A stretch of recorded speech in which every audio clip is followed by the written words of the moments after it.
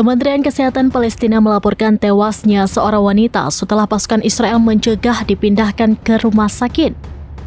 Insiden itu terjadi di pos pemeriksaan Beit Ainun, timur laut kota Al-Khalil pada Selasa 21 Januari 2025 malam. Diketahui wanita itu menderita gejala serangan jantung dan telah mengalami stroke berat. Mengutip Al-Mayadin, dilaporkan korban dirujuk dari Pusat Kesehatan Syair ke Rumah Sakit Al-Mezan di Al-Khalil. Namun, pasukan Israel menahan ambulannya di pos pemeriksaan. Meski dipindahkan ke ambulan lain, wanita itu akhirnya meninggal dunia. Kerabatnya menyatakan bahwa ia meninggalkan 6 anak.